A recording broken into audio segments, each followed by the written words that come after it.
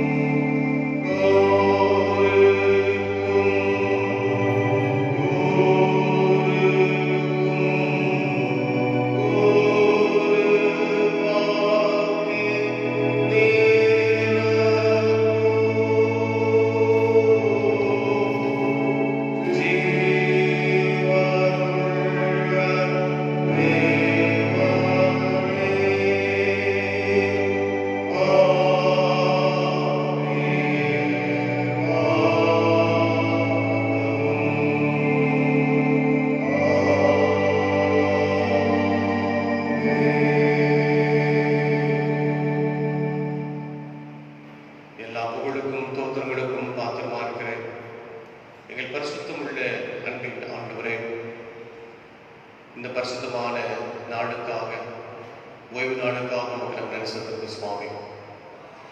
உம்முடைய மேன்மையும் உம்முடைய பராமரிப்பும் உம்முடைய பாதுகாப்பும் தொடர்ந்து எங்கள் வாழ்க்கையிலே நிலை பெற்றுக் கொண்டிருந்த தெய்வக்காக உமக்கு நாங்கள் நன்றி செலுத்துகின்றோம். கர்த்தர் நல்லவர் என்பதை யோசித்து பாருங்கள். அவர் கிருபை என்றும் உள்ளது என்று நாங்கள் வேதத்தில் வாசிக்கிறோமே. அப்படியாய் நீர் எங்கள் வாழ்க்கையிலே செய்து கொடுத்த எல்லா நன்மைகளையும் நாங்கள் நினைவு கூர்ந்து உமக்கு நன்றிகளையும் துதிகளையும் தோத்திரங்களையும் படைக்கும்படியாய் கடவுள் கொடுத்த நல்ல இந்த வாய்ப்புக்காக நன்றி பாராட்டுகின்றோம். ஆண்டவரே, உம்முடைய பெயரை நாங்கள் போற்றுகின்றோம். உம்முடைய படைப்பின் அழகையை நினைத்து நாங்கள் நன்றி செலுத்துகின்றோம். எங்கள் ஒவ்வொருடைய தனிப்பட்ட வாழ்க்கையிலையும் எங்களுடைய குடும்ப வாழ்விலையும் நீ பெரிதும் செய்திருக்கூடிய காரியத்தையும் நாங்கள் நினைவு கூர்ந்து உங்களுடைய பாதத்தில் அமர்ந்திருந்து உமக்கு நன்றி செலுத்துவதோடு மட்டுமில்லாமல் நீ தொடர்ந்து எங்கள் வாழ்க்கையை செயல்பட வேண்டும் என்று சொல்லி ஆண்டவரை நாங்கள் முழு மனதோடு உண்மை நாங்கள் தேடவும், முழு மனதோடு ஆண்டவரை நாங்கள் உண்மை வழிபடவும் ஆண்டவர் கொடுத்த நல்ல தருணத்துக்காக உமக்கு நன்றி செலுத்துகிறோம். சேனையில் கர்த்தர் நம்மோடு இருக்கிறார். யாக்கோபின் தேவன் நமக்கு உயர்ந்த அடைக்கலமானது. நாங்கள் வேதத்தில் வாசிப்பதை போல நீர் ஆபிரகாமின் தேவனும் ஈசாக்கின் தேவனும் யாக்கோபின் தேவனுமாயிருந்து வழிமுறைகளாக வழிநடத்தி கொண்டு வருகிறேன். உம்முடைய ஆளுமையை குறித்தும் நாம் நன்றி செலுத்துகிறோம். தொடர்ந்து இந்த வழிபாட்டு முழுமையாய் உடைய தூய பிரசனத்தினாலே நிறைந்திருக்கிறேன். அதற்காக நன்றி செலுத்துகிறோம். தொடர்ந்து உடைய நாமத்தை நாங்கள் போற்றவும், புகழவும், வழிபாட்டுகளை உணர்ந்து நாங்கள் செயல்படவும், வார்த்தைகளை நாங்கள் தியானிக்க முடியும். அதோடு கூட நீங்கள் பேச வேண்டும் என்று நன்றி வைக்கிறோம். குறிப்பாக ஆண்டவரே, இந்த முகநூல் வழியாக இந்த ஆராதனையோடு கூட தொடர்பு கொண்டிருக்கக்கூடிய ஒவ்வொரு மக்களோடும் நீ நாமை தொடர்புபடுத்திக் கொள்ளவும், அவனோடு கூட நீ பேச வேண்டும் என்று உடைய பாதத்திலே நாங்கள் தாழ்த்துவோம். இயேசு கிறிஸ்து மூலமாய் வேண்டிக் கொள்கிறோம் நல்ல பிதாவே, ஆமென். இந்த ஆராதனைக்கு ஆரம்பமாகவும் ஆண்டவரை நாம் போற்றி புகழ்ந்து பாடுகிற வண்ணமாக பாமாலை 16வது பாமாலை பாடுவோம். பாமாலை 16வது பாமாலையை நாம் யாரும் எழுந்து நாம் பாடுவோம். Thank you.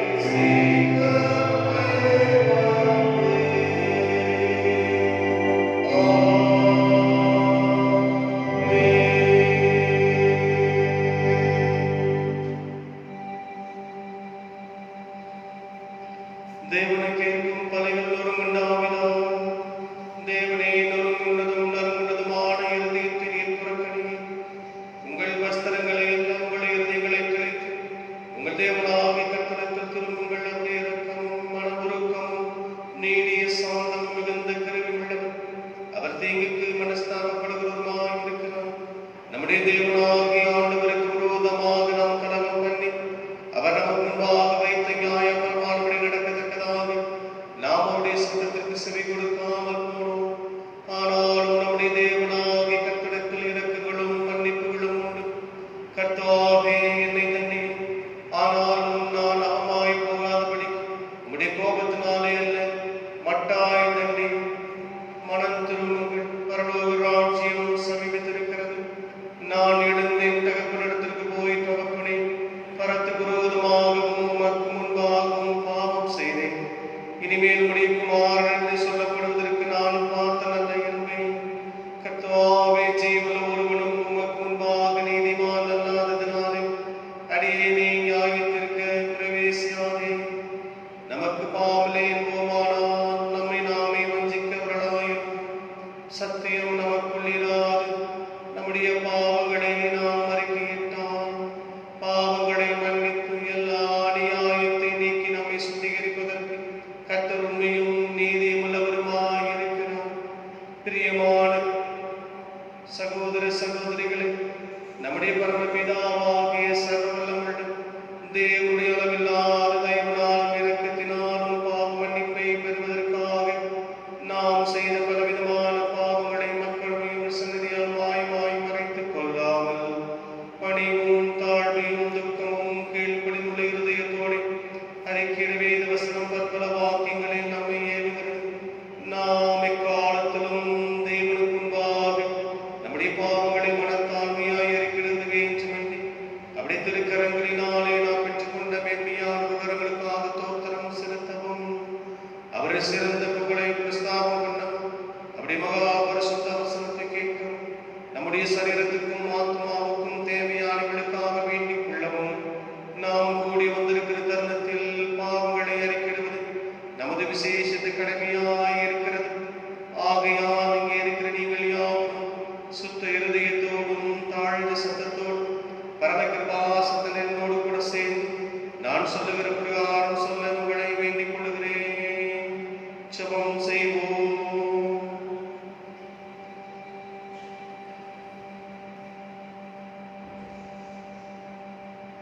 யாவரும் சேர்ந்து சொல்லுவோம்.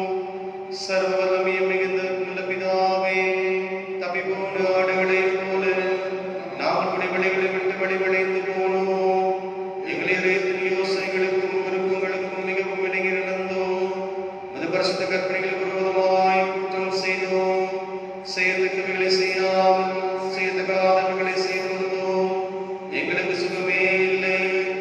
ஆனாலும் ஆண்டவரே, தேவரின் கர்த்தராகிய இயேசு கிறிஸ்துவின் மூலமாய் மனிதர்களை செய்த வாக்குத்தத்தங்களின்படியே நிர்வாகியுள்ள குற்றவாளிகளாக எங்களுக்கு தப்பதைகளை நடிகர்கள் மேல் பொறுமையாயும் பாவத்து நிமித்தம் துக்கப்படுகிறவர்களை சீர்படுத்தும் மிகவும் இரக்கமுள்ள பிதாவே, உம்முடைய பரிசுத்த நாமத்துக்கு மகிமை உண்டாகும்படி நாம் தேவ பக்தியும் நீதியும் தெளிந்த புத்தி உள்ளவர்களாய் நடந்து வர இயேசு கிறிஸ்து நிமித்தம் எங்களுக்கு கிருபை செய்தருளும்.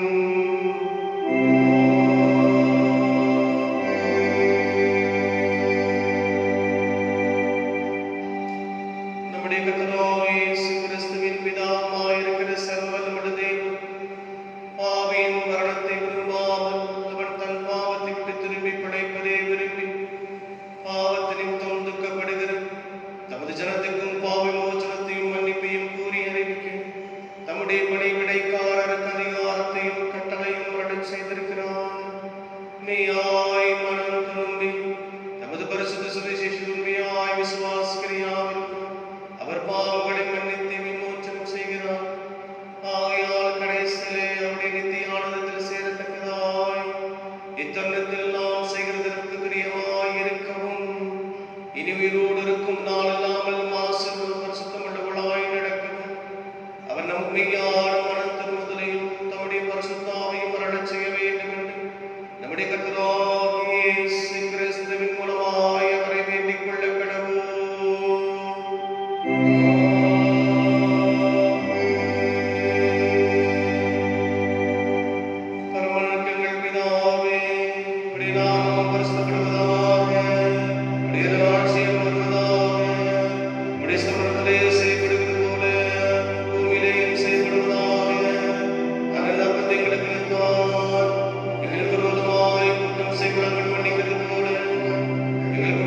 எங்களுக்கு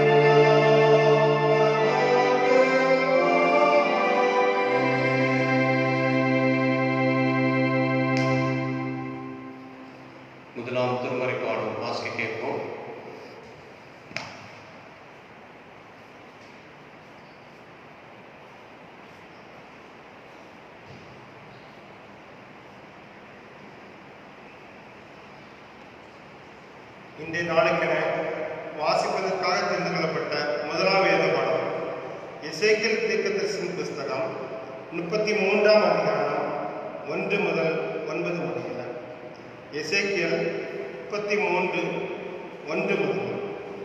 கர்த்தருடைய வார்த்தை எனக்கு உண்டாகி, அவர், மனுபுத்திரனே, நீ உன் ஜனத்தின் புத்திரரோடே பேசி அவரோடே சொல்ல வேண்டியதாவது, நான் தேசத்தின் மேல் பட்டயத்தை வரப்பண்ணையில் தேசத்தின் ஜனம் தங்கள் எல்லையில் உள்ள ஒருவனை அழைத்து அவனை தங்களுக்கு காவற்காரனாக வைத்த பின்பு, இவன் தேசத்தின் மேல் பட்டயம் வருவதைக் கண்டு எக்காலம் ஊதி ஜனத்தில் எச்சரிக்கும் போது, எக்காலத்தின் சத்தத்தை கேட்கிறவன் அதை கேட்டும் எச்சரிக்காயிராமல் பட்டயம் வந்து அவனை வாரிக்கொள்கிறது உண்டானால் அவனுடைய இரத்தப்பழி அவன் தலையின் மேல் சுமரும். அவன் எக்காலத்தின் சத்தத்தை கேட்டும் எச்சரிக்காய் இருக்கவில்லை, அவனுடைய இரத்தப்பழி அவன் பேரிலே சுமரும். எச்சரிக்காய் இருக்கிறவனோ தன் ஜீவனை தப்பித்துக் கொள்வான். காவற்காரன் பட்டயம் வருவதைக் கண்டு அவன் எக்காலம் ஊதாமலும் ஜனங்கள் எச்சரிக்கப்படாமலும் பட்டயம் வந்து அவர்களை யாதொருவனை வாரிக்கொள்வது உண்டானால் அவன் தன் அக்கிரமத்திலே வாரிக்கொள்ளப்பட்டான். ஆனாலும் அவன் இரத்தப்பழியை காவற்காரன் கையிலே கேட்பேன். மனுபுத்திரனே, நான் உன்னை இஸ்ரவேல் வம்சத்தாருக்கு காவற்காரனாக வைத்தேன். ஆகையால் நீ என் வாயினாலே வார்த்தையை கேட்டு என் நாமத்தினாலே அவர்களை எச்சரிப்பாயாக. நான் துன்மார்க்கனை நோக்கி, துன்மார்க்கனே, நீ சாகவே சாவாய் என்று சொல்லுகிறேன். நீ துன்மார்க்கனை தன் துன்மார்க்கத்திலே இராதபடி எச்சரிக்காய் இருக்கத்தக்கதாக அதை அவனுக்கு சொல்லாமல் போனான். அந்த துன்மார்க்கன் தன் அக்கிரமத்திலே சாவான்.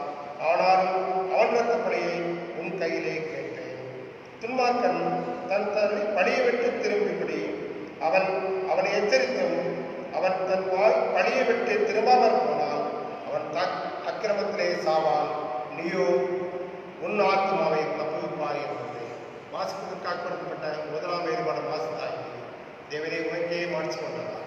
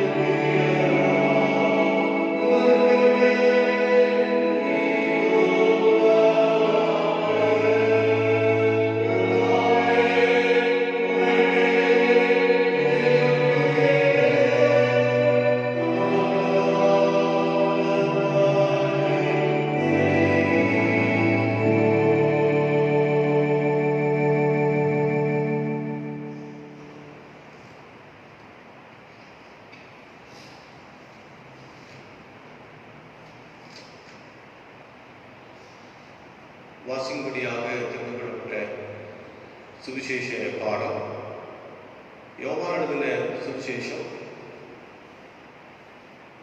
21ஆம் அதிகாரம் வசனங்கள் 15 துவங்கி 19 முடிய உள்ள வசனங்களை வாசிக்க கவனமாய் கேளுங்கள். பரிசுத்த யோவான் என்பவர் எழுதின நற்செய்தியும் அதிகாரம் 21 வசனங்கள் 15 துவங்கி 19 முடிய. யோவான் 20ஆம் அதிகாரம் 15வது வசனம்.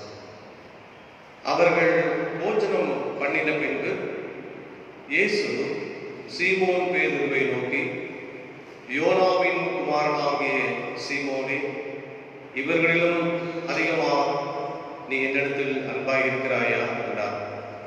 அதற்கு அவன், ஆம் ஆண்டவரே, உம்மை நேசிக்கிறேன் என்பதை நீர் அறிவீர் என்றான்.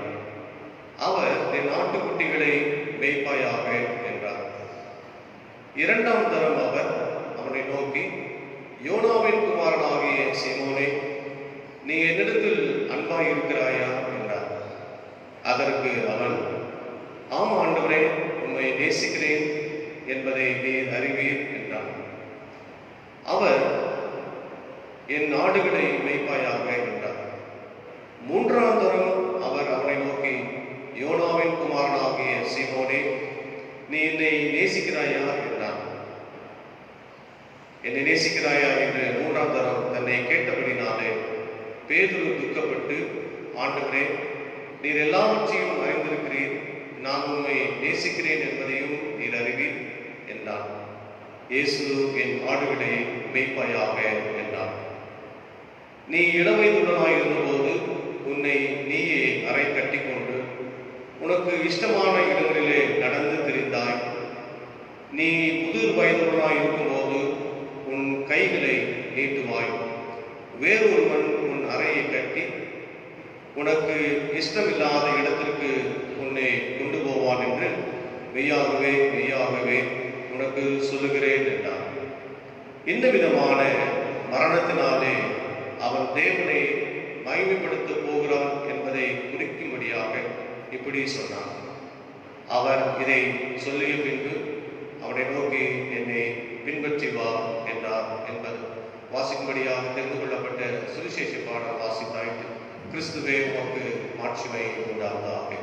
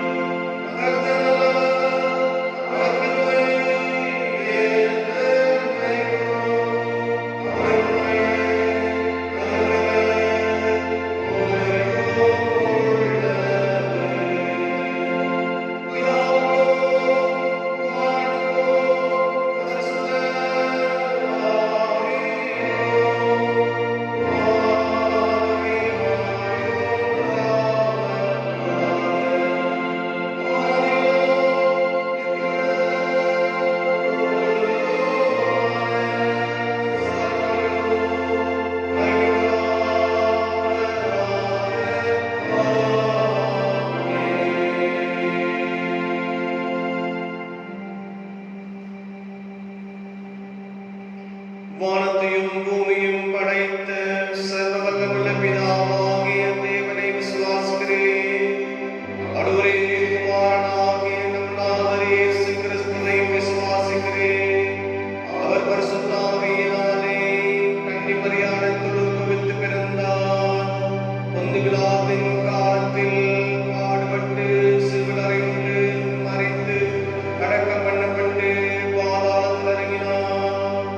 மூன்றாம் நாள் மருத்துவம் நடந்தறினார். பரமனிடத்துக்கே சர்வவல்ல பிதாவாகிய தேவனுடைய வலது வாசத்தில் வைத்திருக்கிறார். ஆடவர்களையும் மறைத்தோரையும் நியாயம் தீர்க்க வருவார். பரிசுத்த ஆவியை விசுவாசிக்கிறேன். பொதுவாக இருக்கிற பரிசுத்த சபை, பரிசுத்தவான்களுடைய ஐக்கியமும் பாவ மன்னிப்பும் சரீர உயிர்த்தெழுதலும் நித்திய ஜீவனை விசுவாசிக்கிறேன்.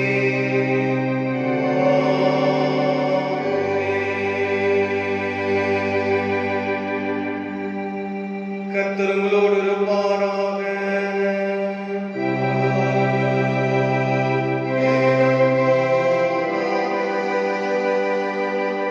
ஜெபம் பண்ண கிடவோம்.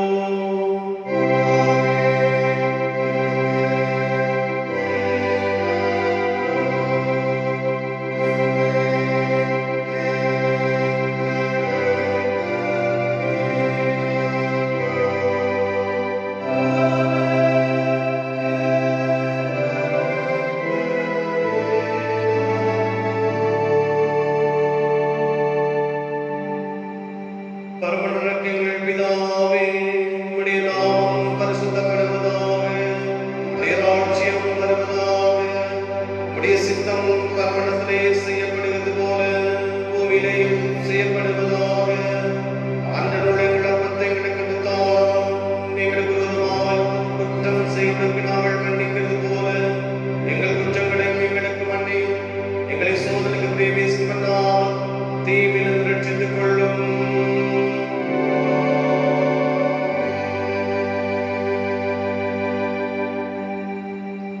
கர்த்தாவே, உம்முடைய இரக்கத்தை எங்களுக்கு காண்பியும்.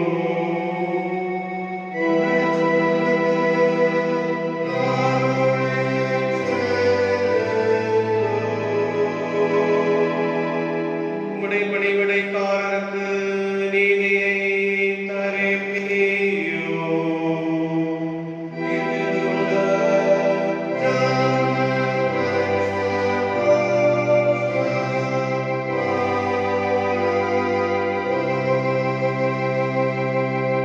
கர்த்தாவே, உம்முடைய ஜனத்தை இரட்சியும்.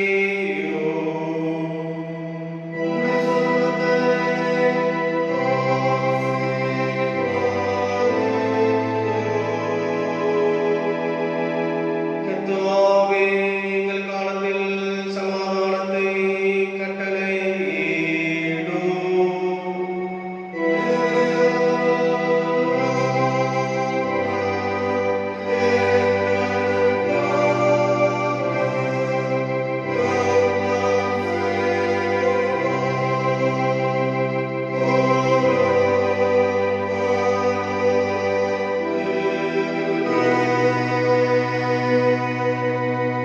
பராபரனே, எங்கள் இதயத்தை சுத்திகரியும்.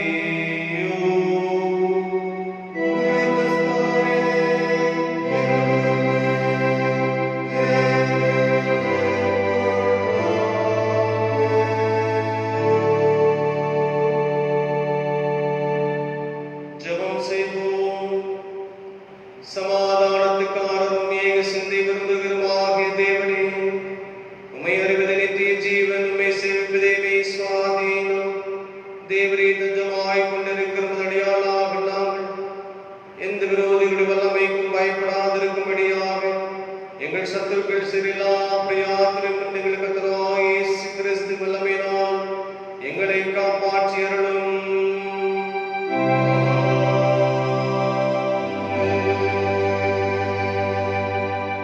சர்வவல்லமையுள்ள தேவனே, இந்நாள் வரைக்கும் எங்களை சுகமாய் நடத்தி வந்த எங்கள் பரமபிதாவாகிய கர்த்தாவே, இந்நாளில் உமது மிகுந்த வல்லமையால் எங்களை காப்பாற்றி நாங்கள் யாதொரு பாவத்துக்கு உட்படாமலும் எவ்விதமான மோசத்திலும் அகப்படாமலும் உமது பார்வைக்கு நீதியாயிருக்கிறது எப்பொழுதும் செய்கிறதற்கு நாங்கள் செய்கிற எல்லாவற்றையும் உடைய ஆளுகையினாலே நடத்தி வர வேண்டும் என்று எங்கள் கர்த்தராகிய இயேசு கிறிஸ்து மூலமாய் வேண்டிக் கொள்கிறோம்.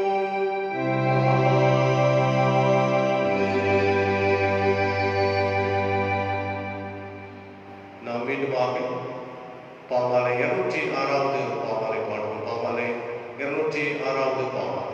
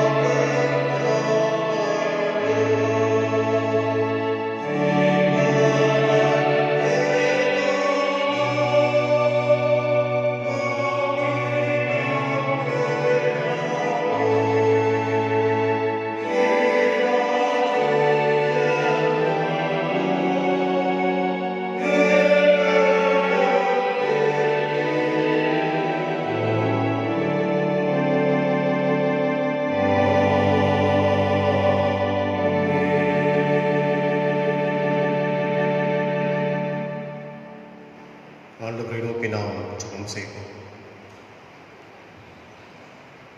பரிசுத்தமுள்ள பிதாவே,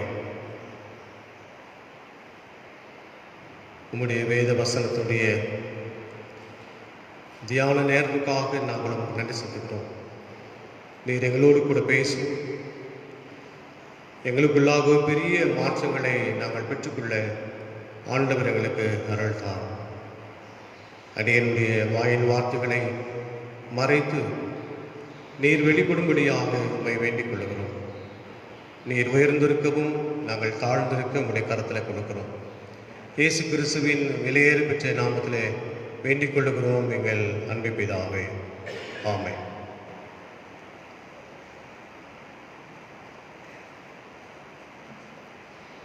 இயேசு கிறிஸ்துவின் விலையேற பெற்ற நாமத்திலே உங்களை யாவரையும் வாழ்த்துகிறேன். மீண்டுமாக இந்த ஓய்வு நாளை நாம் அனுசரிக்கக்கூடிய, தொழுது கொள்ளக்கூடிய நல்ல ஒரு வாய்ப்பை ஆண்டவர் நமக்கு கொடுத்ததுக்காக நாம் ஆண்டவருக்கு நாம் நன்றி செலுத்துவோம். இந்த நாளிலே நமக்கென்று சிந்திப்பதற்காக கொடுக்கப்பட்டிருக்கிற தலைப்பு ordained ministry transformed to transform. அதாவது அபிஷேகம் பெற்ற திருப்பணி அல்லது அருள்பொழிவு பெற்ற திருப்பணி ஊழியம் மாற்றம் கொண்டு வருவதற்காக ஒரு மாற்றம். Ordained ministry transformed to transform. இந்த திருப்பணி என்பதும் அருள் பணி என்பது கிட்டத்தட்ட 2000 ஆண்டுகளுக்கு முன்பதாக இயேசு கிறிஸ்துவுக்கு பின்பதாக வருகிற காலங்கள் முழுமையாக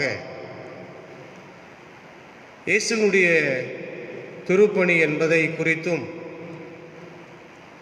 அவர் இந்த உலகத்திற்குள்ளாக எதற்காக தன்னுடைய சீடர்கள் எல்லாம் சீஷர்களை அனுப்பி ஊழியம் செய்யுங்கள் என்று சொல்லுகின்ற நோக்கத்தை அறிந்து கொண்டு வெளிப்படும்படியாக ஒரு தலைப்பு கொடுக்கப்பட்டிருக்கிறது. பொதுவாகவே வருகின்ற கடந்த 2-3 வாரங்களாகவே இயேசு கிறிஸ்துவுடைய இந்த திருப்பணியை, ஊழியத்தை குறித்து நாம் சிந்தித்து கொண்டே வருகிறோம். கடந்த வாரத்தை நீங்கள் திரும்பி பார்க்கும் பொழுது இயேசுவானவர் தம்முடைய ஊழியத்திற்கு 2 பேர்களாக தன்னுடைய சீடர்களை, அப்போஸ்தலர்களை அனுப்பினார் என்று நாம் பார்க்கிறோம். ஒருவேளை இன்றைய நாளிலேயும் அதோடு கூட தொடர்ந்து வருகின்ற இந்த திருப்பணி, அபிஷேகம் பெற்ற அல்லது அருள் பொழிவு பெற்ற திருப்பணி என்பது மாற்றம் கொண்டு வந்ததற்காக, மாற்றத்தை மறுபடியுமாக ஏற்படுத்தப்படுகின்ற ஒரு திருப்பணியாக இந்த வாசிக்க கேட்ட 2 திருமுறை பகுதியிலுமே நமக்கு ஒரு ஆழமான ஒரு பொருளை தருகிறது. அதாவது நீங்கள் வேதத்தை நீங்கள் படித்து பார்க்கும் பொழுது இயேசு கிறிஸ்துவுக்கு பின்பதாக இன்றைக்கு வரைக்கும் நடக்கக்கூடிய இந்த அருள் பொழிவு பெற்ற திருப்பணி என்பது முழுமையாகவே முழுக்க ஒரு திருச்சபையை சார்ந்தது, சபையை சார்ந்தது, சர்ச்சை சார்ந்தது. ஆண்டவர் தம்முடைய ஊழியத்தை செய்ய வேண்டும் என்று ஒரு முழு நேர ஒரு பணியாளராக நியமிக்க வேண்டும் என்பதை மனதில் வைத்துக்கொண்டு தான் எப்படி இந்த உலகத்துக்குள்ளாக தன்னை, இந்த உலகத்தினுடைய மக்களை கடவுள் ராஜ்யத்துக்குள்ளாக திருநிலைப்படுத்தி கொண்டு தன்னையும் அபிஷேகத்தின் வழியாகவே இந்த உலகத்துக்குள்ளாக தன்னுடைய பணியை ஒரு அறைகூவலாக, ஒரு அர்ப்பணிப்போடு கூட செய்தாரோ, அந்த ஒரு திருப்பணியை இந்த உலகத்துக்குள்ளாக அவரை பின்பற்ற வரக்கூடிய மக்களுக்கும் இந்த அபிஷேகத்தின் வழியாக ஒரு அருள் பொழிவு பெற்ற ஒரு பணியாக இருக்க வேண்டும் என்பதைத்தான் இயேசுவானவர் இந்த உலகத்துக்குள்ளாக அந்த பணியை குறித்தார். பொதுவாகவே ஆர்டைன்டு மினிஸ்ட்ரி என்று சொல்லும் பொழுது இட்ஸ் அ ஃப்ளெக்சிபிள் மினிஸ்ட்ரி. ஆண்டவருடைய திருப்பணியை எந்த விதத்திலேயும் நீதியோடும் நியாயத்தோடும் தன்னை லகுவுபடுத்தி கொண்டு செய்யக்கூடிய ஒரு திருப்பணியாக இருக்க வேண்டும் என்று ஆண்டவர் விரும்பினார். பொதுவாகவே நீங்கள் திருமறையை நீங்கள் படித்து பார்க்கும் பொழுது இயேசுவானுடைய காலகட்டங்களிலும் கூட, ஏன் அதற்கு பின்பதாக வந்திருக்கக்கூடிய அவருடைய சீடர் அத்தனை பேர்களுமே அவர் தன்னுடைய அருள்பொழிவை பெற்றதனுடைய வெளிப்பாட்டை தங்களுடைய பணியின் காலங்களிலேயும் தன்னுடைய ஊழியத்தின் காலங்களிலேயும் தாங்கள் இந்த உலகத்துக்குள்ளாக மரணத்தை சந்திக்கும் முன்பதாக எப்படியெல்லாம் தங்களுடைய ஊழியத்தை செய்தார்கள் என்பதை பற்றி அப்போஸ்தலர் நடபடியின் புஸ்தகங்களிலே நாம் பார்க்கலாம்.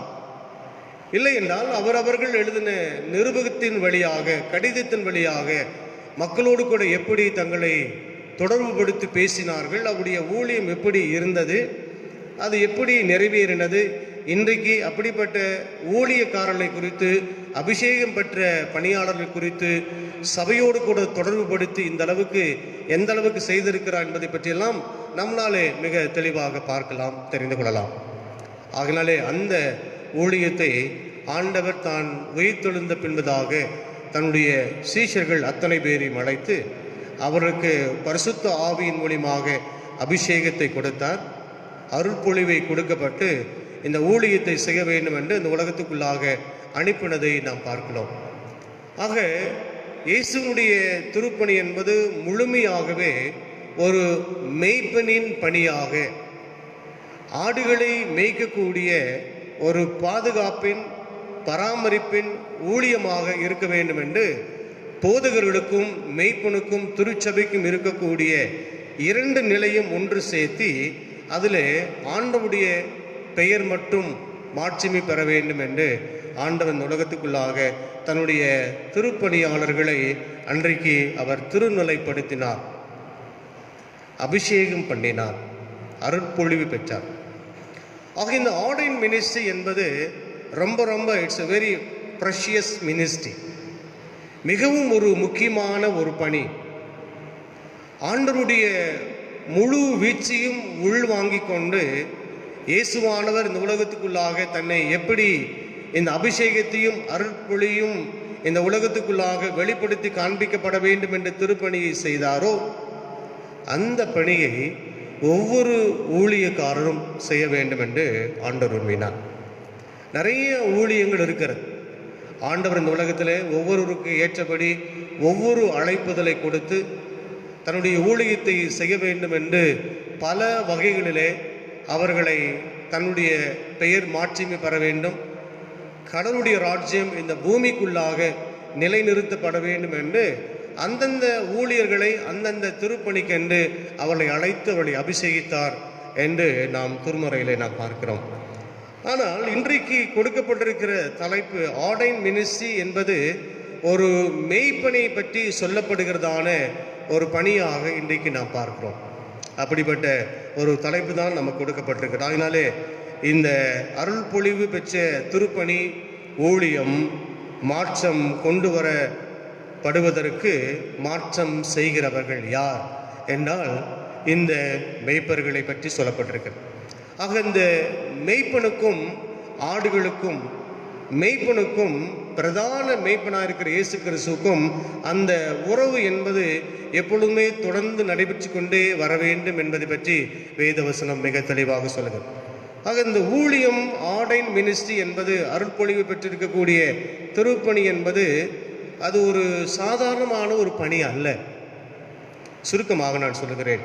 மத்தேயு எழுதின சுவிசேஷம் 16ஆம் அதிகாரத்தை நீங்கள் படித்து பார்க்கும் பொழுது இதே பேதுருவிடத்திலே ஆண்டவர் பேசுவார்.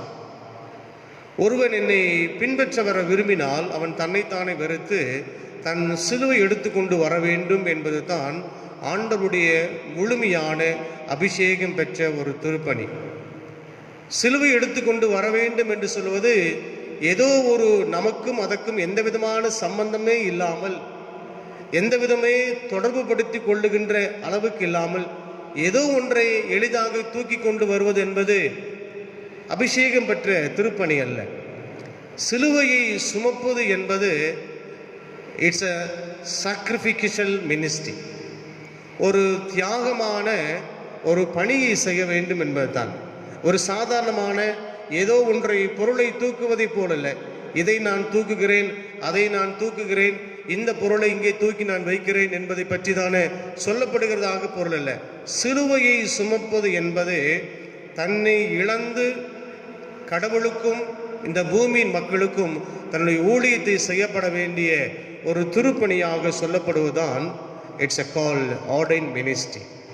திருப்பணி என்பது அப்படிப்பட்ட ஒரு திருப்பணியாக இருக்க வேண்டும் என்று இயேசு கிறிஸ்துவுக்கு பின்பதாக இந்த அப்போஸ்தலர் நடபடிகள் புத்தகத்தை எல்லாம் படித்து பார்க்கும் பொழுது அந்தந்த காலகட்டங்களிலே அப்போஸ்தலர்கள் எப்படி கிறிஸ்துவுக்காக பணி செய்தார்கள், பல போதகர் பணி, பல மேய்ப்பனின் பணி, பல அப்போஸ்தலர் பணி, பல நகரங்களுக்கெல்லாம் சென்று அவர்களுக்கு பணி செய்த நிமித்தமாக கிடைத்த வெகுமதி என்னவென்றால் அவர்கள் எல்லோருமே இரத்த சாட்சியாக கொல்லப்பட்டார்கள். அவர்கள் சிந்தின இரத்தத்தின் வித்துதான் திருச்சபை என்பது அதன் மேலே கட்டி எழுப்பப்பட்டிருக்கிறது. அன்றைக்கு கிறிஸ்துனுடைய அபிஷேகத்தை உள்வாங்கி கொண்டவர்களாக கிறிஸ்துவுக்காக இந்த திருப்பணியை செய்தார்கள் என்று நாம் திருமறையிலே பல இடங்களெல்லாம் பார்க்கலாம். அப்படி என்றால் மேய்ப்பனுடைய பணியை குறித்து பல விதங்களிலே சொல்லப்பட்டிருக்கிறது. ஆனாலும் திருமறையிலிருந்து இந்த 3 பகுதிகளை உங்களோடு கூட நான் பகிர்ந்து கொள்ள விரும்புகிறேன்.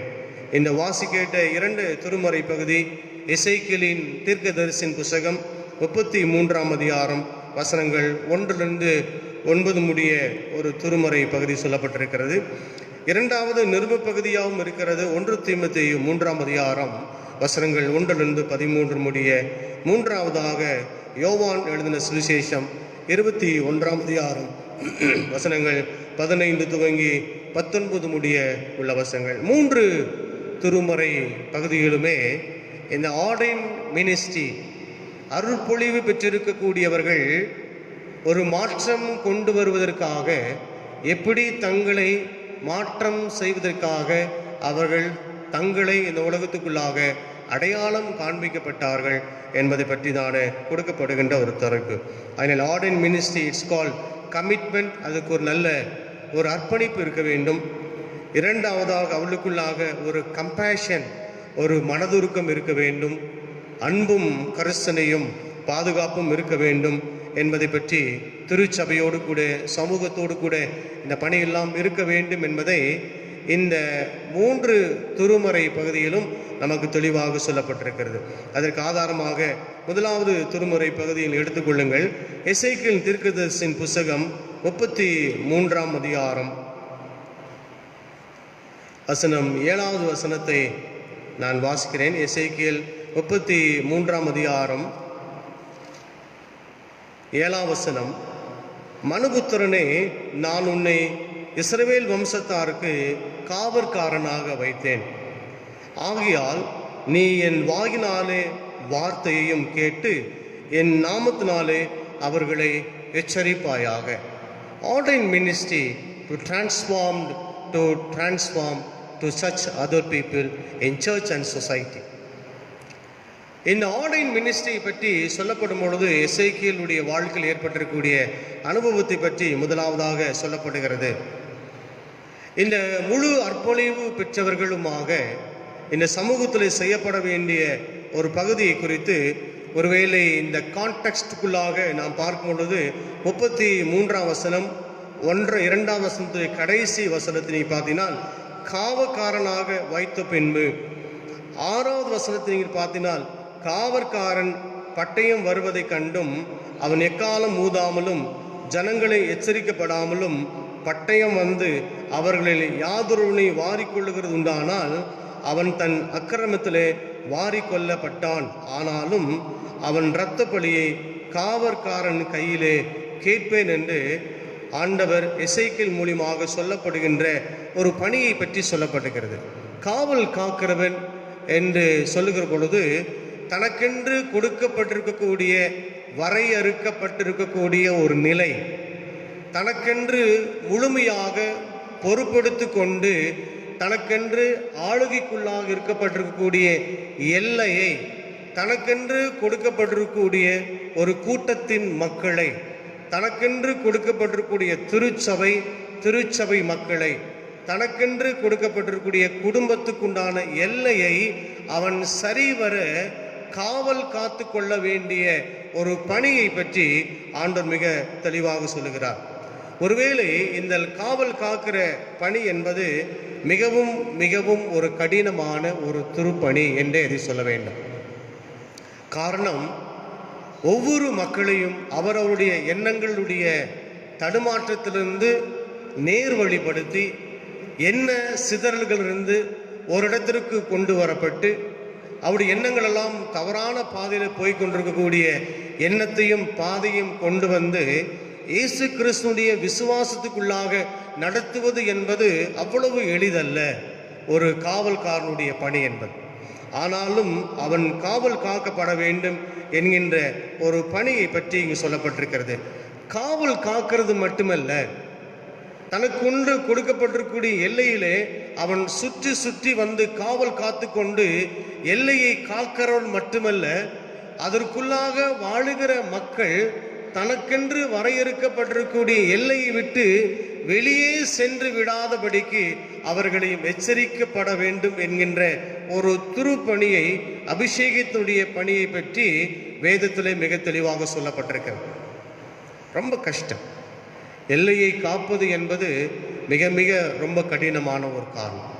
ஆனால் அதைவிட இன்னும் ஒரு கடினமானது அவர்களை எச்சரிப்பது என்கின்ற ஒரு காரியத்தை பற்றி மிக தெளிவாக நாம் சொல்லுகிறோம். சில நேரங்களிலே ரொம்ப சாதகமாக நாம் பேசுகின்ற எல்லையிலே அந்த சாதகத்தையும் தாண்டி அவர்களையும் கண்டித்து உணர்த்த வேண்டிய ஒரு திருப்பணியை பற்றி இங்கு சொல்லப்பட்டிருக்கிறது. சில நேரங்களில் அவருக்கு ஆறுதல் சொல்லுகிறோம். ஆனால் ஆறுதல் சொல்லுகிறதோடு கூட மட்டுமில்லாமல் அவர்கள் இந்த ஆறுதலுக்கு வெளியே இருந்து அவர்கள் பல சவால்களை சந்திக்க வேண்டும் என்கின்ற ஒரு ஆர்டைன் மினிஸ்டராக, ஒரு திருப்பணியாளராக, ஒரு அருள் பொழிவு பெற்றவராக அவரை எச்சரித்து கண்டிக்கிறோமா என்பதை பற்றி தான் இந்த எசேக்கியேல் தீர்க்கதரிசன புத்தகத்தில் ஒரு காரியத்தை பற்றி அவர் சொல்லுகிறார். ரொம்ப சாதகமாக பேசுவது நல்லது, ரொம்ப கன்சோலாக பேசுவது நல்லது, அவருடைய வாழ்வுக்கு தேவையான வார்த்தைகளை சொல்லி பேசுவது நல்லது. அவர் தங்களுக்கு சாதகமாக எதை எடுத்துக்கொள்ளுகிறார்களோ அதை எடுத்துக்கொள்ளுகின்றதையே நாம் அதிகமாக வலியுறுத்துவதும் நல்லது. ஆனால் அதைவிட எசேக்கியேல் புத்தகத்தில் சொல்லுகிற பொழுது, மனுபுத்திரனே, நான் உன்னை இஸ்ரவேல் வம்சத்தாருக்கு காவல்காரனாக வைத்திருக்கிறேன் என்பது the whole responsibility, ஒரு முழு பொறுப்பும் உனக்கென்று நான் கொடுத்திருக்கின்றேன். ஒரு முழு மந்தையை நான் உனக்கென்று நான் கொடுத்திருக்கிறேன். ஒரு முழு குடும்பத்தை நான் உனக்கென்று நான் கொடுத்திருக்கிறேன். ஆகினாலே உன்னை சுற்றிலுமாக அநேக மக்கள் இருக்கிறார்கள். அவர்களை காவல் காத்து கொண்டு அவருடைய வாழ்வுக்கு எந்த நேரத்தில் வெளிச்சம் தேவை, எந்த நேரத்தில் அவளுக்கு இருள் தேவை, எந்த நேரத்தில் அவளுக்கு உணவு தேவை, எந்த நேரத்தில் அவளுக்கு பாதுகாப்பு தேவை, எந்த நேரத்தில் அவளுக்கு பராமரிப்பு தேவை என்பதெல்லாமே நீ கண்டறிந்து அவளுக்கு சுட்டி காண்பிக்கப்பட வேண்டும் என்பது அந்த காவல்காரன் சொல்ல வேண்டியது. கடவுளுடைய வார்த்தை பற்றி பேசுவது ரொம்ப முக்கியம். இன்றைக்கு இந்த உலகத்தில் நீங்கள் எதன் அடிப்படையில் நீங்கள் நான் வாழுகிறோம்? மனுஷன் அப்பத்தினால் மாத்திரமல்ல, ஆண்டவரின் வாயிலிருந்து புறப்படுகிற ஒவ்வொரு வார்த்தையினாலும் மனுஷகுமாரன் பிறப்பான், போஷிக்கப்படுவான், பாதுகாக்கப்படுவான் என்கிறதை பற்றி காவல்காரன் தன்னுடைய எல்லைக்குள்ளாக இருக்கக்கூடிய ஆடுகளையும் தன்னுடைய எல்லைக்குள்ளாக இருக்கக்கூடியவர்களை காவல் காக்கிறதிலே கடவுள் தருகிற வார்த்தையை சொல்லி, நீ பேசுவது நல்லது அல்ல, நீ இந்த இடத்துல நிற்பதும் நல்லதும் அல்ல, இந்த எல்லையை விட்டு வேறொரு எல்லைக்கு போவதும் உனக்கு சரியானதல்ல என்று சொல்லி அவனுக்கு பாடம் புகட்டி நல்ல வார்த்தைகளை சொல்லி அவனை போஷித்து அவனை நீ எச்சரிக்கப்பட வேண்டும் என்பதை பற்றி தான் வேதவசனம் சொல்லுகிறது. மனுபுத்திரனே, நான் உன்னை இஸ்ரவேல் வம்சத்தாருக்கு காவல்காரனாக வைத்தேன். ஆகையால் நீ என் வாயினாலே வார்த்தைகளை கேட்டு, என்னுடைய வார்த்தைகளை கேட்டு என் நாமத்தினாலே அவர்களை எச்சரிப்பாயாக. ரொம்ப காவல்காரன் மேய்ப்பன், தன் ஊழியத்தை காக்கிறவன், திருப்பணியாளன், அபிஷேகம் பெற்றவன் யார் என்றால் ஆண்டவரிடத்திலிருந்து அருள் பொழிவை பெற்றிருக்கக்கூடிய இந்த பணியாளன் என்கிறவன் சாதகமாக பேசுவது மட்டுமல்ல, not only the compromising to condemn the other people, மற்றவர்களையும் நாம் கண்டித்து உணர்த்த வேண்டும் என்பதை பற்றி எசேக்கியேல் தன்னுடைய கடவுள் வார்த்தை பற்றி சொல்லப்பட்டிருக்கு. திருச்சபை மட்டுமில்ல, குடும்பத்துக்கும் உங்களுக்கும் எனக்கும் ஆண்டவர் சொல்லுகிற ஒரு காரியம். குடும்பத்தை ஒரு எல்லையாக வைத்திருக்கிறோம், குடும்பத்தை தம் சொந்தமாக வைத்து வாழ்ந்து வருகிறோம். குடும்பத்தை வாழுகிற மக்களுக்கும் கடவுள் வார்த்தை சில நேரங்களில் நமக்கென்று எல்லை வரையறுக்கப்பட்டு கொடுக்கப்பட்டிருக்கக்கூடிய அந்த பகுதியில் மற்ற மக்களையும் நம்முடைய குடும்பத்தாரையும் எச்சரித்து வழி நடத்தக்கூடிய, கடவுள் வார்த்தையை சொல்லி வழி நடத்தக்கூடிய பொறுப்பு உங்களுக்கும் எனக்கும் கொடுக்கப்பட்டிருக்கிறது என்று எசேக்கியேல் தீர்க்கதரிசி மூலியமாக ஆண்டவர் சொல்லுகிறார். நான் உன்னை இஸ்ரவேல் வம்சத்தாருக்கு காவற்காரனாக வைத்திருக்கிறேன், ஆகையால் என் வாயினாலே வார்த்தையை கேட்டு என் நாமத்தினாலே அவரை எச்சரிப்பாயாக என்று சொல்வது ordain ministry, transformed to transform. காக்கிறது மட்டுமல்ல, அவர்களை கண்டிக்கவும் வேண்டும் என்பதை பற்றி எசேக்கியேல் சொல்கிறார். இரண்டாவதாக 1 தீமோத்தேயு 3ஆம் அதிகாரம் வசனங்கள் 1 13 முடிய உள்ள திருமறை பகுதியை நீங்கள் படித்து பார்த்தால் தூய பவுலடிகளால் தீமோத்தேயுக்கு சொல்லுகின்ற ஒரு காரியத்தை பற்றி மிக தெளிவாக சொல்லிக்கொண்டே வருகிறதை நாம் பார்க்கலாம். 1 தீமோத்தேயு 3ஆம் அதிகாரம் வசனங்கள் 1 13 முடிய உள்ள வார்த்தை. முதல் வசனத்தை மட்டும் நான் வாசிக்கிறேன், மற்றதை நீங்கள் வீட்டிலே நீங்கள் படித்து பாருங்கள். கண்காணிப்பை விரும்புகிறவன் நல்ல வேலையை விரும்புகிறான், இது உண்மையான வார்த்தை. Pastors, deacons, presbyters, even bishop also, எல்லாரையும் உள்ளடக்கி பவுல் சொல்கிறார். அருட்பொழிவு பெற்றிருக்கிறவர்கள் தியாக திருப்பணியை செய்கிறவர்களாக இருக்க வேண்டும். எந்த ஒரு சூழ்நிலையிலுமே கூட மக்களுக்கு தன்னை இழந்து கொடுத்து தன்னுடைய சிலுவையை சுமக்கக்கூடிய ஒரு பணியை செய்ய வேண்டும் என்று முதலாவது எசேக்கியேல் சொல்லுகிறார். நீங்கள் காவல் காக்கர் மட்டுமல்ல, உன்னுடைய மக்களையும் உன்னுடைய இனத்தாரையும் சுற்றி இருக்கக்கூடிய மக்களையும் நீ கண்டித்து உணர்த்த வேண்டும் என்று சொல்லி. இரண்டாவதாக not only sacrifice, second on the sanctification.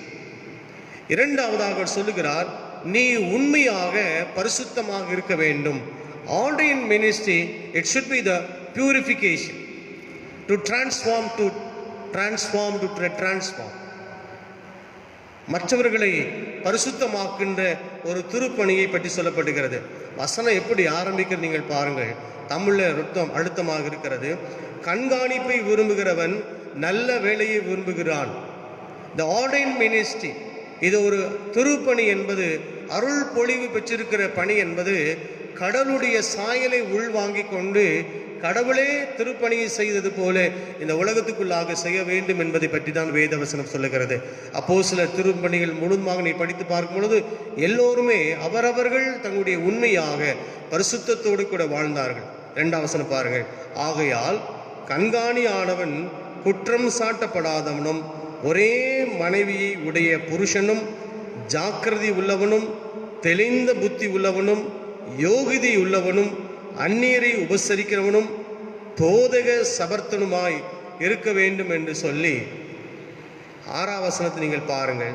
அவன் இருமா படைந்து பிசாசு அடைந்த ஆக்கினிக்கு விழாதபடிக்கு தூதனுக்கு சீசனாய் இருக்கக்கூடாது.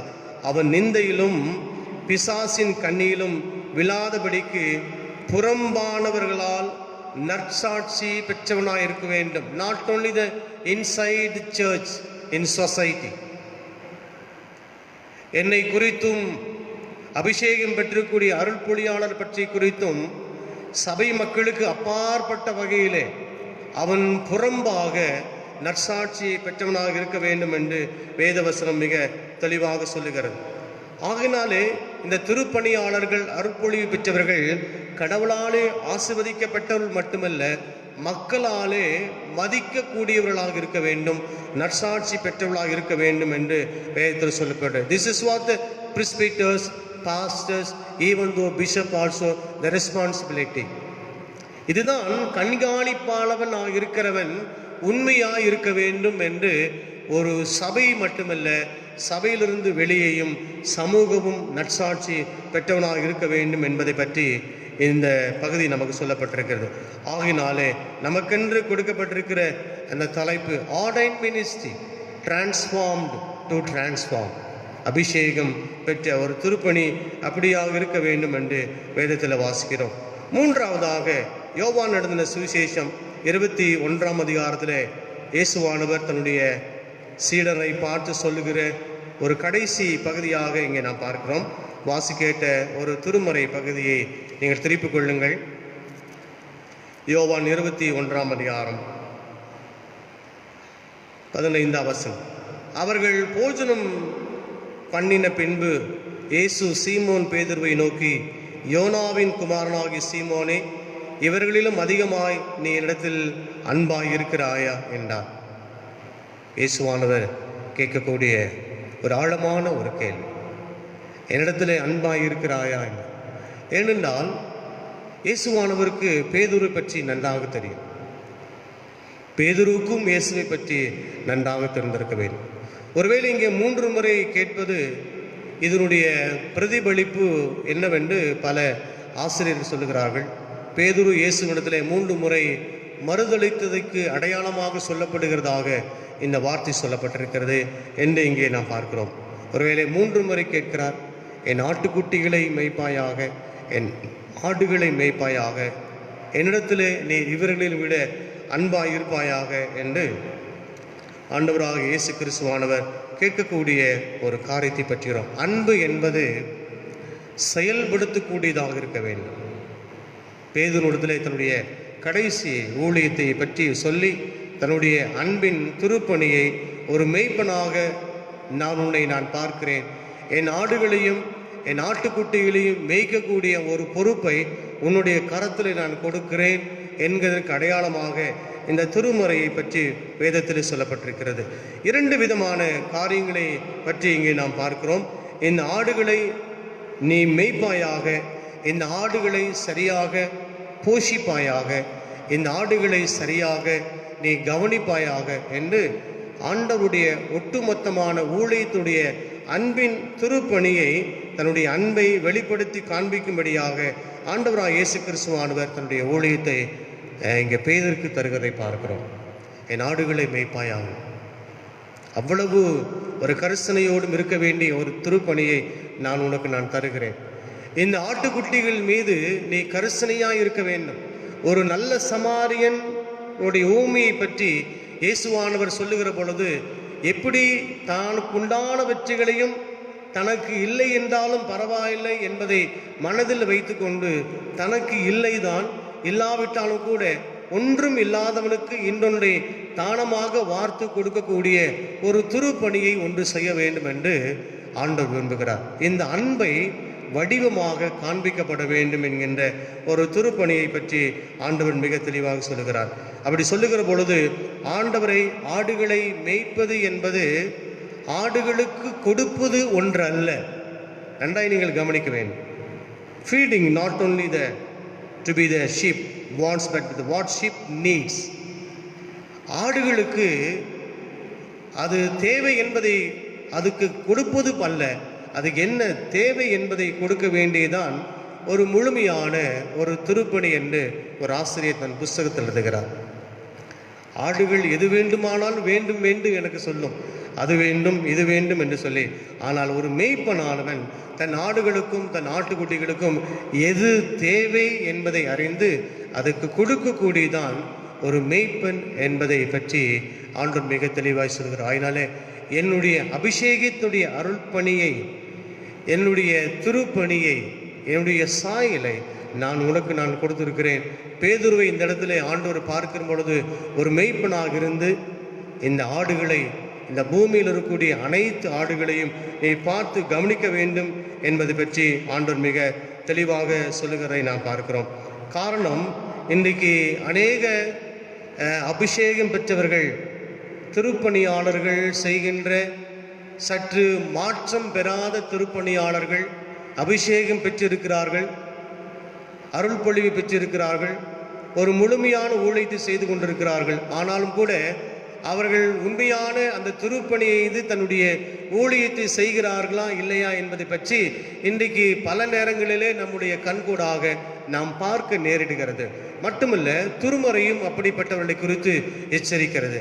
இன்றைக்கு அநேக திருப்பணியாளர்கள், அபிஷேகம் பெற்றவர்கள், அவர்களுக்கு என்ன தேவையாக இருக்கிறதோ அவர்கள் வேண்டும் என்கிறதை தான் இன்றைக்கு அதிகமாக கொடுத்து கொண்டிருக்கிறார்களோ, அவர்களுக்கு உண்மையான தேவை என்ன என்பதை பற்றி கண்டறிந்து பேசுவதில்லை. உதாரணத்துக்கு இன்றைக்கி நிறைய ப்ராஸ்பரிட்டி தியாலஜி வந்து கொண்டே இருக்குது. நிறைய அப்படின்னா இப்படி என்றால் அப்படி என்று நிறைய இன்னைக்கு பணியாளர்கள் இருந்து கொண்டு தான் இருக்கிறார்கள். காரணம், இன்றைக்கு ஆடுகள் கேட்கிறது, எனக்கு இது வேண்டும், இது வேண்டும், அது வேண்டும் என்று. இயேசு கிறிஸ்துடைய காலகட்டத்திலையும் அப்படித்தான் சீடர்கள் கேட்டார்கள், ஆண்டவரே, நாங்கள் எங்களுடைய வலைகள், எங்களுடைய படகு, எங்களுடைய குடும்பம், எங்களுடைய உறவினர்கள், எங்களுடைய வாழுகின்ற இடம் எல்லாவற்றையும் விட்டு நாம் பின்பற்றி வருகிறோமே, எங்களுக்கு என்ன கிடைக்கும் என்று கேட்டார்கள். ஆண்டவர் சொல்லுகிறார், சிலுவை மட்டும்தான் உங்களுக்கு கிடைக்கும். சிலுவையின் பணி என்பது தியாகமான ஒரு திருப்பணி. கல்வாரி சிலுவையில் இயேசுவானவர் தன்னை இழக்க கொடுத்து அதன் மூலியமாக தன்னுடைய திருப்பணியை இரத்தத்தின் வழியாக இந்த உலகத்துக்குள்ளாக ஒரு பெரிய சாக்கிரமந்தாகவே இயேசுவானவர் இந்த உலகத்துக்குள்ளாகி கொடுத்தார். அதுதான் ஆர்டைன் மினிஸ்ட்ரி, அபிஷேகம் செய்யப்பட்டிருக்கக்கூடிய ஒரு திருப்பணி என்று நாம் பார்க்கிறோம். ஒவ்வொரு திருப்பணியாளர்களும் ஆர்டினேஷன் கொடுக்கின்ற பொழுது அவர்களுடைய வாழ்க்கையில் தன்னை முழு நேர திருப்பணியாளராக அர்ப்பணிக்கப்படுகின்ற ஒரு பாஸ்டராக, ஒரு பிரிஸ்பிட்டராக, ஒரு டீக்கனாக தாங்கள் அன்றைய நாளில் ஒரு வாக்குறுதி கொடுப்பார்கள். கொடுக்கின்ற இந்த அருள்பொழிவு, அந்த வழிபாட்டு முறைமையில் நிறைய விஷயங்கள் எல்லாம் கேட்கப்படும். உண்மையாகவே கிறிஸ்துவுக்காக நீங்கள் திருப்பணி செய்ய அழைக்கப்பட்டீர்களா என்று கேட்கும் பொழுது, ஆம், நாங்கள் அழைக்கப்பட்டிருக்கிறோம். அதனுடைய பொருள் என்ன?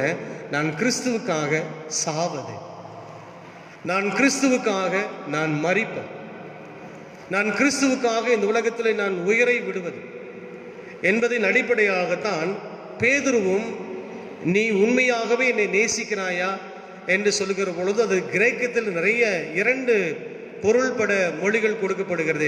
நேசிக்கிறாயா என்று சொல்வது, நான் என்னுடைய ஆடுகளுக்காகவே இந்த உலகத்துக்குள்ளாக நான் மரித்தேன் ஒன்று. இரண்டாவதாக, என்னுடைய மக்களை எந்த நேரத்திலையும் நான் சந்திப்பதற்கு ஆயத்தப்படுத்தப்பட்டேன். எல்லா சவால்களையும், சமூக அமைப்பில் ஏற்பட்டிருக்கக்கூடிய பல்வேறுமான தடுப்பு சுவர்களை உடைத்தெறிந்து விட்டுத்தான் இந்த திருப்பணி நான் செய்கிறேன். இந்த திருப்பணியை நீ செய்ய விரும்புகிறாயா? ஆம் ஆண்டவரே, நான் உண்மை அதிகமாக நான் நேசிக்கிறேன். அப்படி என்றால் கடைசி வார்த்தை சொல்லுகிறது, 18ஆம் வசனத்தை நீங்கள் வேதத்தில் திருப்பி பாருங்கள். நீ இள வயது உள்ளவனாய் இருந்தபோது உன்னை நீயே அறை கட்டி கொண்டு உனக்கு இஷ்டமான இடங்களில் நடந்து திரிந்தாய்.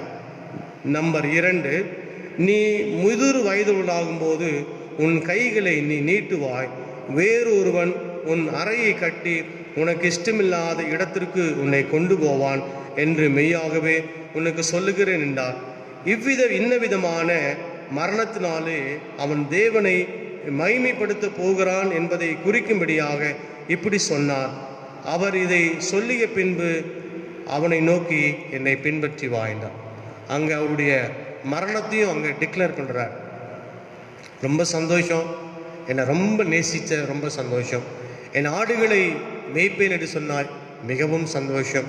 என் ஆட்டுக்குட்டிகளை மேய்ப்பாய் என்று சொன்னாய், அதுவும் சந்தோஷம். கடைசியில் நான் இந்த உலகத்தில் எப்படி நான் சிலுவையில் அறையப்பட்டேனோ அதே போல பேதுருவாகி நீயும் உன்னையுடைய அறையை வேறொருவர் உன்னை கையை கட்டுவான். நீ தலைகீழாக சிலுவையில் அறையப்பட்டு இந்த உலகத்துக்குள்ளாக மரிக்கப் போகிறதை நீ அறிந்து கொண்டு என்னை பின்பற்றி வருகிறாயா என்று சொல்லும் பொழுது, வருகிறேன் ஆண்டவரே என்று பேதுரு சொன்னான். இதுதான் ஆர்டைன் மினிஸ்ட்ரி, டு டிரான்ஸ்ஃபார்ம். ஒருவேளை அப்படிப்பட்ட ஒரு மிகப்பெரிய திருப்பணியை பேதுரு இந்த உலகத்துக்குள்ளாக தன்னுடைய மெய்ப்பணியின் பணியாக சொல்லப்பட்டிருக்கிறார். அதனாலே ஆர்டைன் மினிஸ்ட்ரி என்பது ஏதோ சாதாரணமான விஷயம் அல்ல. 24 மணி நேரமும் ஆண்டவருக்காக நாம் ஊழியம் செய்ய வேண்டும். ஒருவேளை இந்த உலகத்துக்குள்ளாக காவல் காத்து எல்லையை காத்து கொண்டு கண்டித்து உணர்த்துகிறதிலேயும் ஒரு பரிசுத்தமான ஊழியத்தை செய்தவரும் இந்த உலகத்துக்குள்ளாக சிறுன் வழியாக செய்த ஒரு சிறந்த மேய்ப்பனாக, ஒரு ஆர்டைன் மினிஸ்ட்ரியாக தன்னை வெளிப்படுத்தி காண்பித்தலே இயேசு கிறிஸ்துவே முதன்மையும் மையமும் முடிவும் அவரே மாதிரியுமாய் இருந்திருக்கிறார் என்பதை பற்றி வேதம் சொல்கிறது. அதனாலே திருப்பணி என்பது கடவுளாலே கொடுக்கப்பட்டிருக்கிற அபிஷேகத்தினுடைய பணியாக இருக்கிறது என்பதை பற்றி நன்றாக புரிந்து கொள்ள வேண்டும். கடைசியாக ஒன்று சொல்லி நான் நிறைவு செய்கிறேன். அடிக்கடி இடத்துல ஒருவர் கேட்பார்கள், உங்களுடைய ஊழியத்திற்கு எப்பொழுது ஓய்வு என்று. நான் சொல்வேன், என்னுடைய ஊழியத்திற்கு எப்பொழுதுமே ஓய்வே இல்லை. 24/7 பேராயர் அடிக்கடி சொல்வது, அந்த ஊழியக்காரன் 24 மணி நேரமும் ஊழியம் செய்ய வேண்டும் என்று.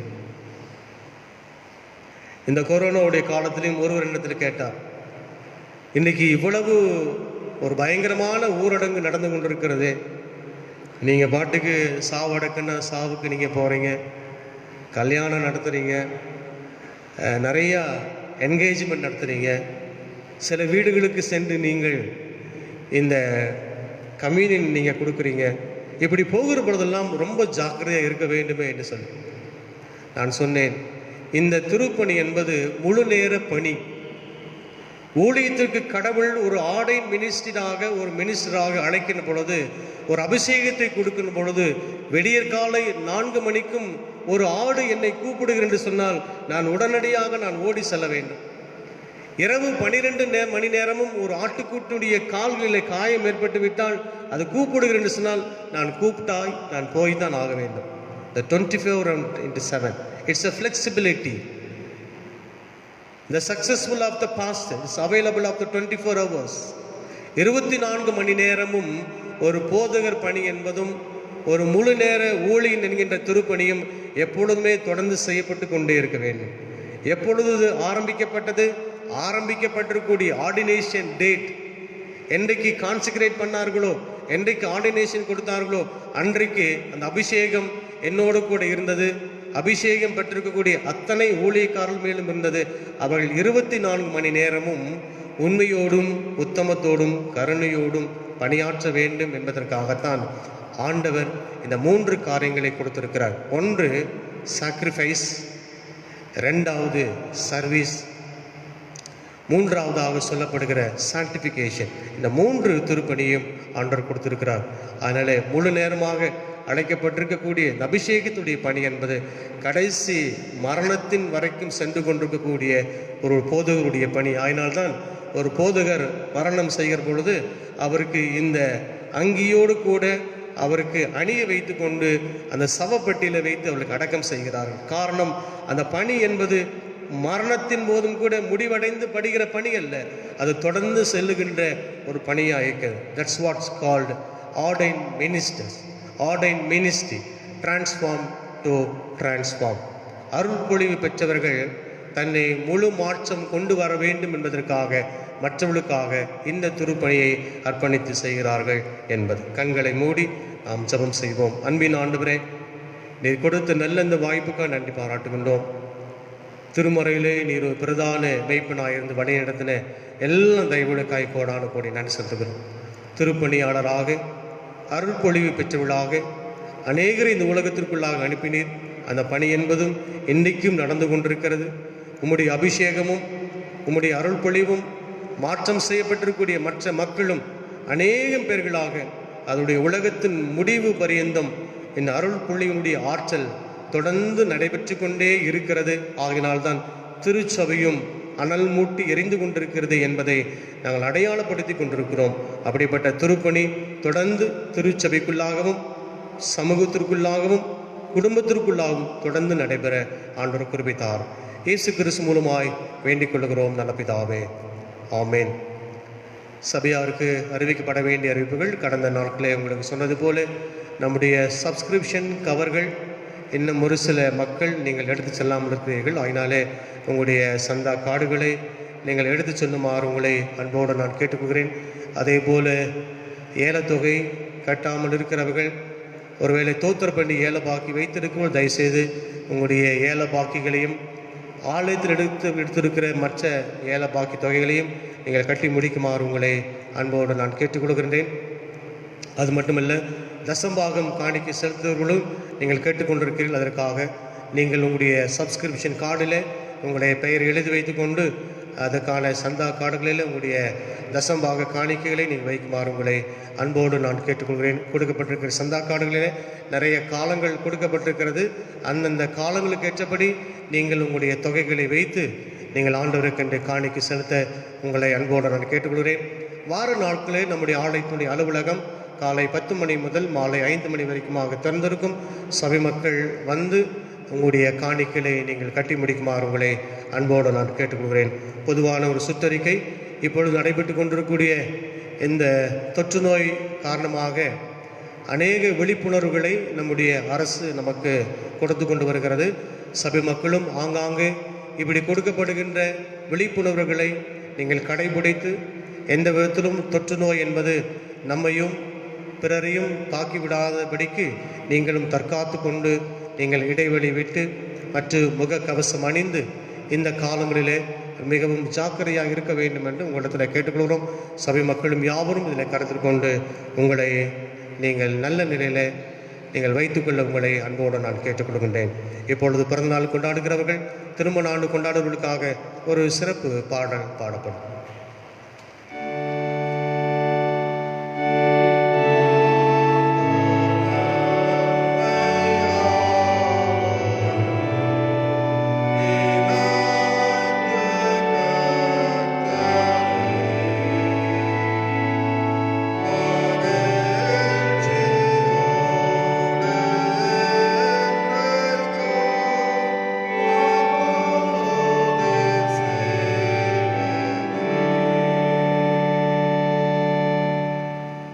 நேசிக்கு நலப்பிதாவே, மீண்டுமாக உமக்கு நாங்கள் நன்றி செலுத்துகிறோம். பிறந்த நாள் கொண்டாடுகிற மக்களுக்காக ஜெபிக்கிறோம். திருமண ஆண்டு கொண்டாடுகிற மக்களுக்காக நான் ஜெபிக்கிறோம். ஒரு புதிய ஆண்டை அவர்களுக்கான கொடுத்த பாக்கியத்தை கண்டிப்பாக பாராட்டுகிற சுவாமி. திருமண ஆண்டு கொண்டாடுகிற மக்களையும் நீதாமை ஆசீர்வதித்து அந்த குடும்பத்துக்கு வேண்டிய சந்தோஷங்கள் சமாதானத்தை கொடுக்க கிருபித்தாரும். பிறந்த நாளை காண்கிற சிறு பிள்ளைகள் முதற்கொண்டு பெரியவர்களுக்கு அனைத்து பேரையும் நீதாமை ஆசீர்வதித்து வருகின்ற காலம் மிகுந்த நன்மைகளையும் எதிர்பார்ப்புகளையும் கொடுக்கக்கூடிய ஆண்டுகளை அமைய கிருபித்தார். நாங்களும் சபையிலிருந்து நாங்கள் வாழ்த்துகிறோம், வாழ்த்தி அவர்களை ஆஸ்வதிக்கின்றோம். இயேசு கிறிஸ்து மூலமாய் வேண்டிக் கொள்கிறோம் நல்ல பிதாவே, ஆமென். மீண்டுமாக நாம் யாவரும் இணைந்து கீர்த்தனை 187வது கீர்த்தனையை நாம் பாடுவோம். கீர்த்தனை 187வது கீர்த்தனை. Oh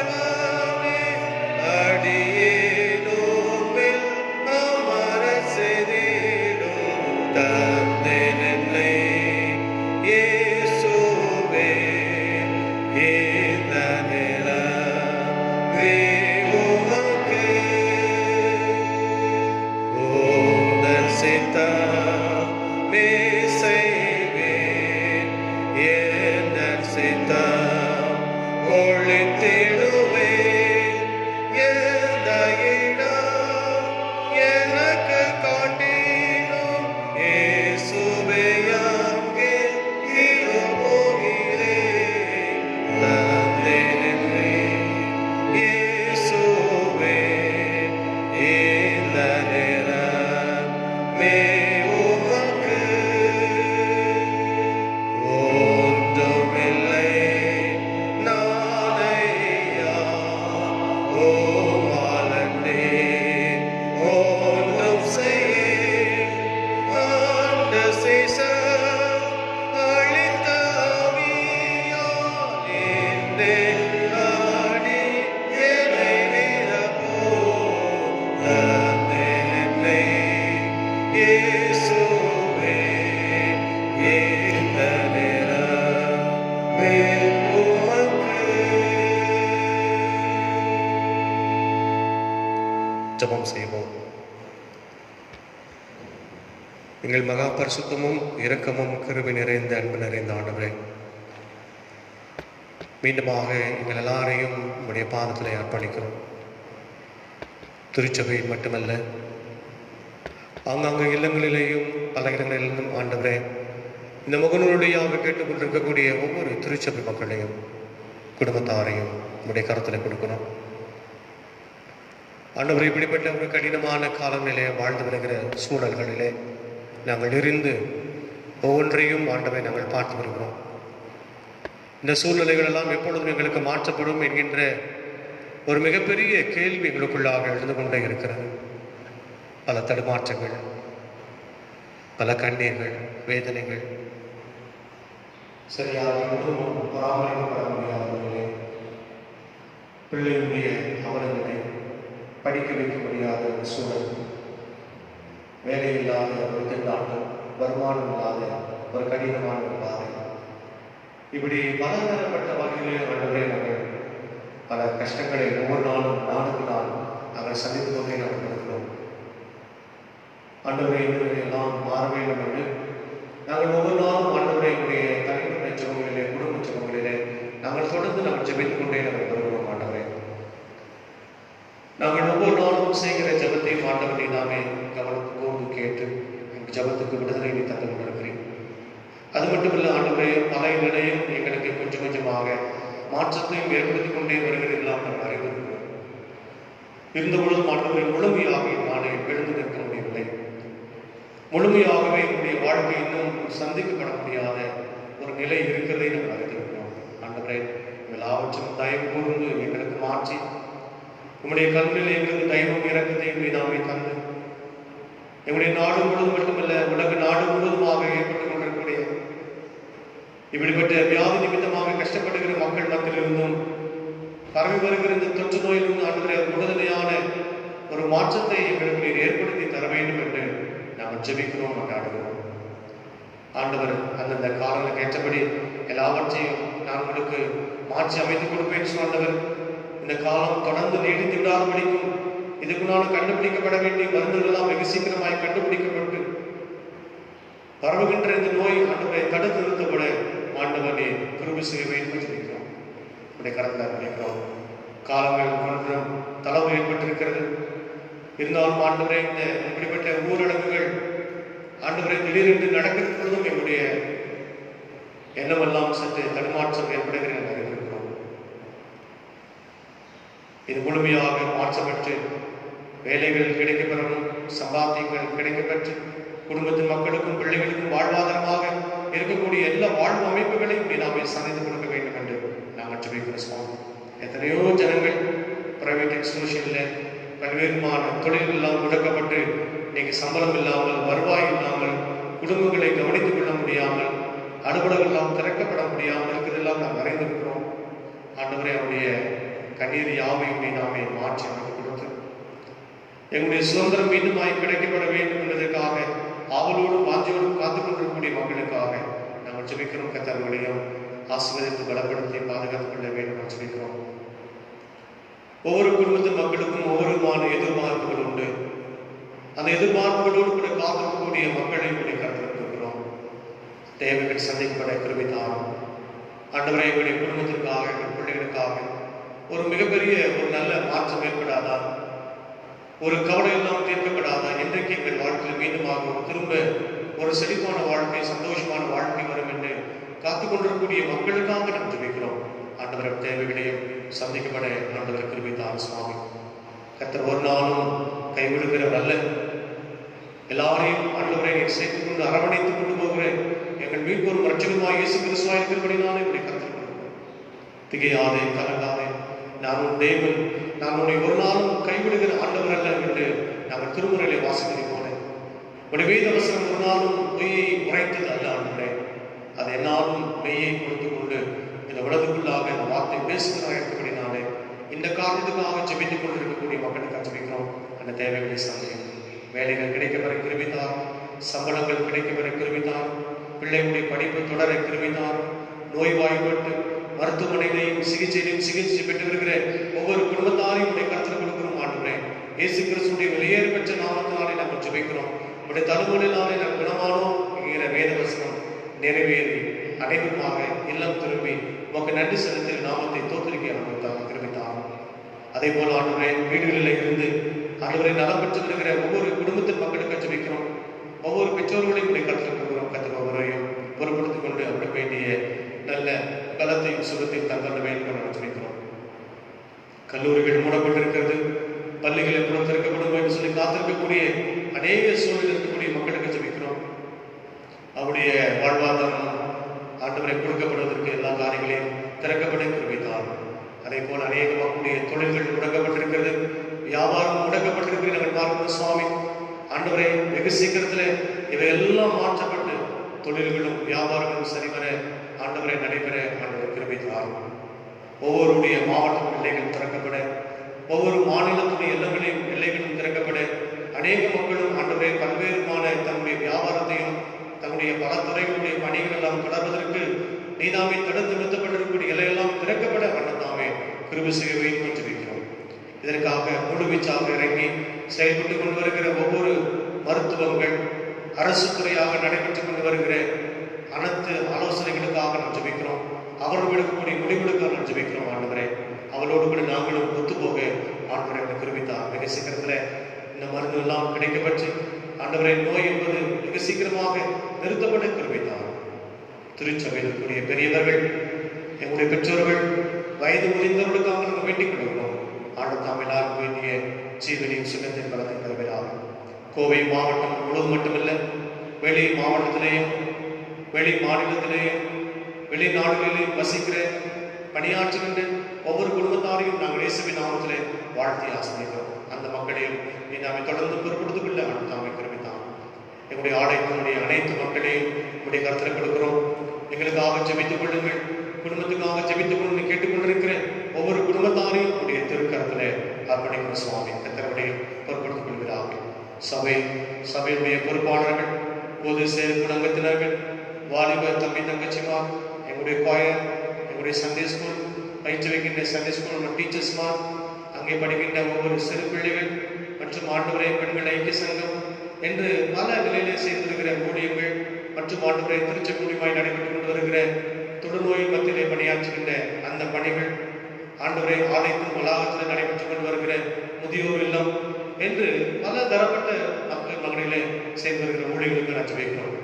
அந்த ஊழியர்களையும் அந்த மக்களையும் நம்மை புறப்படுத்திக் கொண்டு எல்லா விதமான பலவீனத்தினை நம்மை மாற்றி அவளுக்கு வேண்டி நல்ல சுகத்தை பலத்தை கொடுத்து எந்த ஒரு காரணத்தினாலும் நடைபெற்றுக் கொண்டு வருகிற எப்பேற்பட்ட ஊழியமும், மிஷனரி ஊழியமும் ஆனால் சரி, திருச்சபை ஊழியமானால் சரி, ஆண்டவர் மற்ற சமூக அமைப்புகளில் நடைபெற்றுக் கொண்டிருக்கிற தொண்டு நிறுவனத்துடைய நடைபெற்றுக் கொண்டு வருகிற ஊழியமானால் சரி, ஆண்டவரே இந்த காரணமாக தடைபட்டு விடாதபடி கர்த்தர் நாமே பாதுகாக்கப்பட வேண்டும் ஜெபிக்கிறோம்.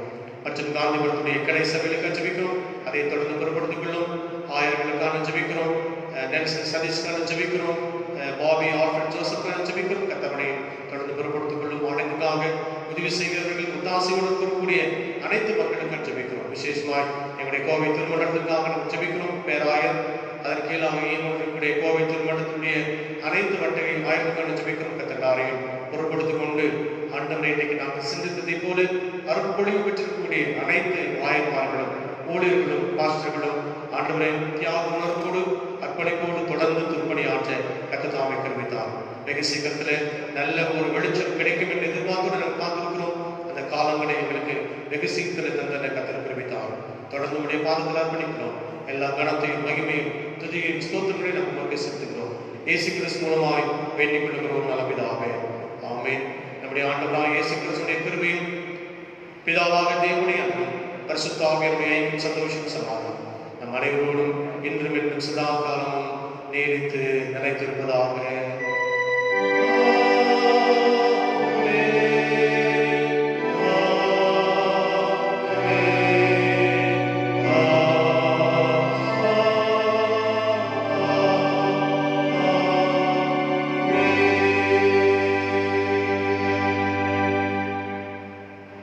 முடிவு பாடலாக பாமாலை 283வது பாமாலை பாடல். பாமாலை 283வது பாமாலை.